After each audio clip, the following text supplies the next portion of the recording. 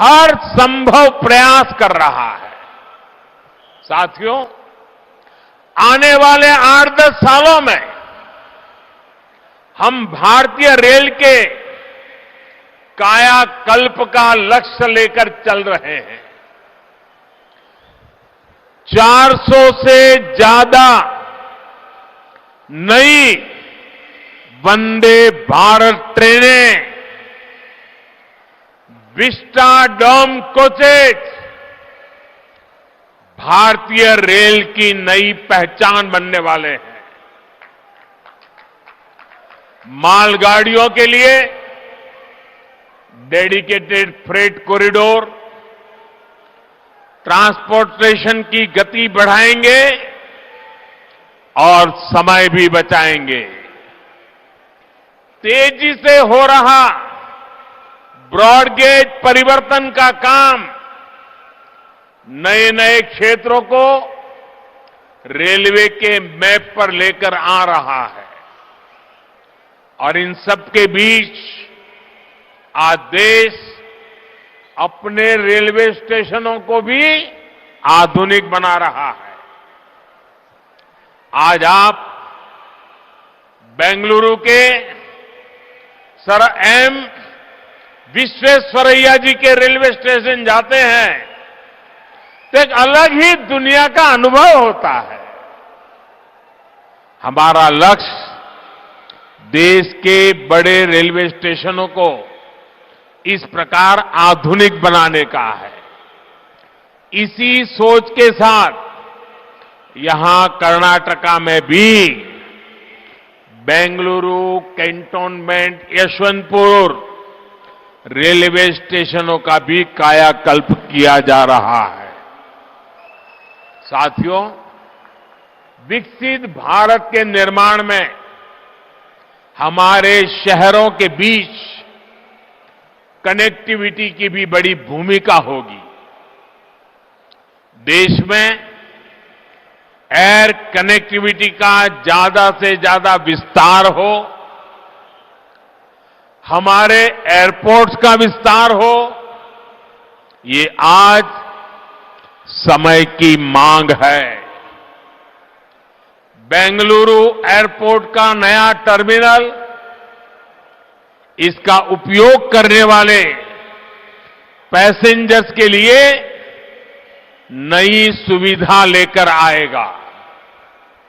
आज भारत दुनिया में एयर ट्रैवल के सबसे तेजी से बढ़ने वाले मार्केट में से एक है।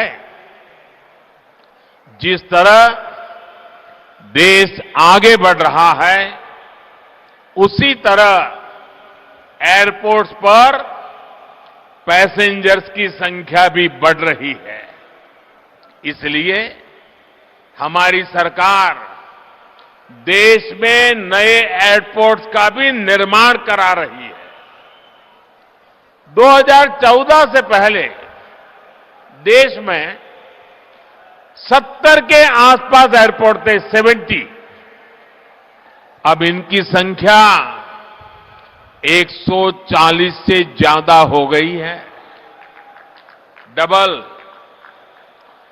बढ़ते हुए ये एयरपोर्ट्स हमारे शहरों का बिजनेस पोटेंशियल बढ़ा रहे हैं, नौजवानों के लिए नए अवसर भी बना रहे हैं। साथियों, आज पूरी दुनिया में भारत में निवेश के लिए जो अभूतपूर्व विश्वास बना है, उसका बहुत बड़ा लाभ कर्नाटका को भी मिल रहा है।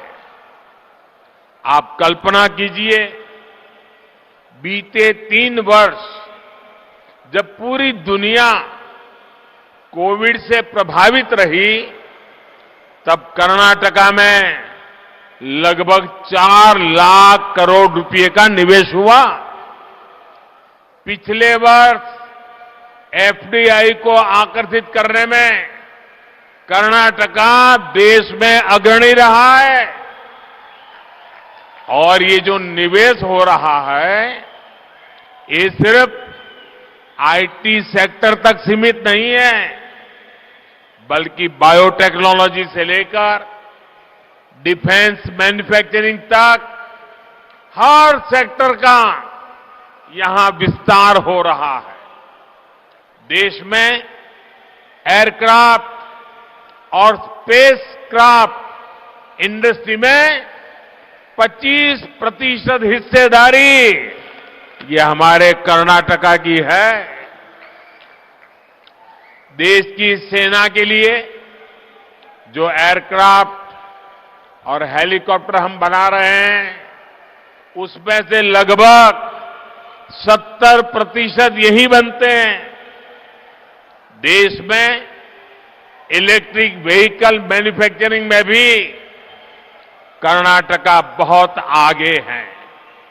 आज फॉर्च्यून 500 कंपनियों में से 400 से अधिक कंपनियां कर्नाटका में काम कर रही है और ये लिस्ट लगातार बढ़ रही है।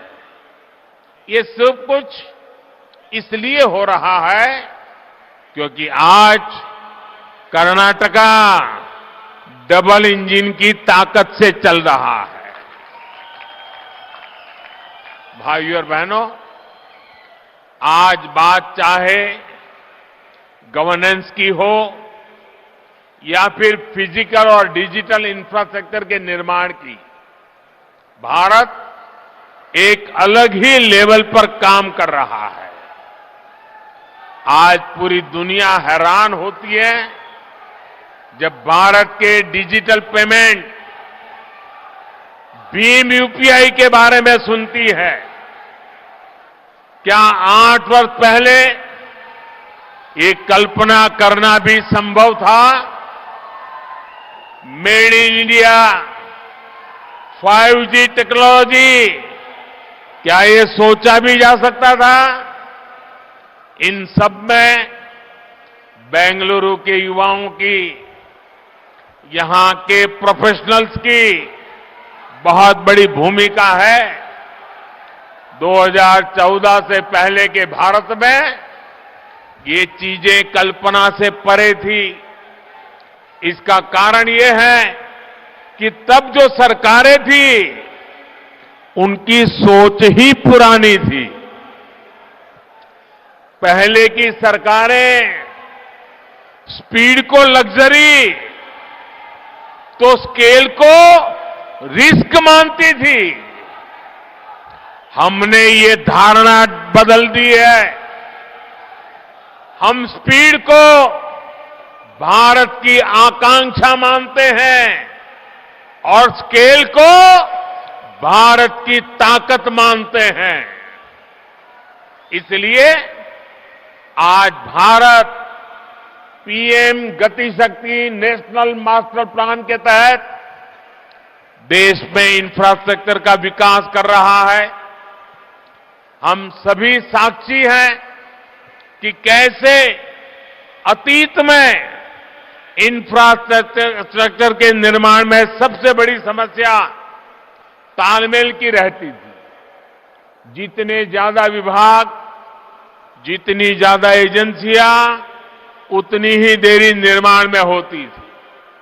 इसलिए हमने तय किया कि सबको एक प्लेटफॉर्म पर लाया जाए